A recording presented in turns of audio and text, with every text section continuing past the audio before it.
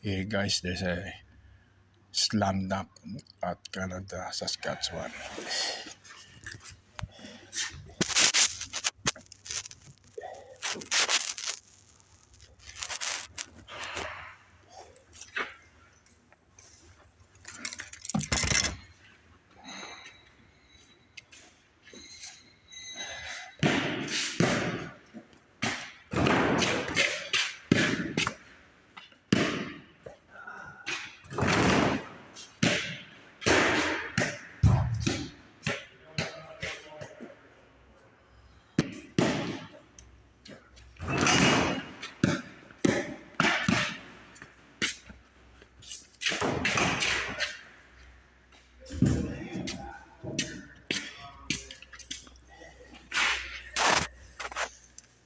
Okay guys, that's all.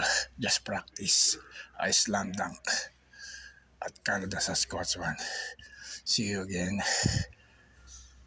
Okay, so this is how to practice. I slam dunk at Canada, Saskatchewan. So just subscribe and click the button bells to more videos to come and latest video to come.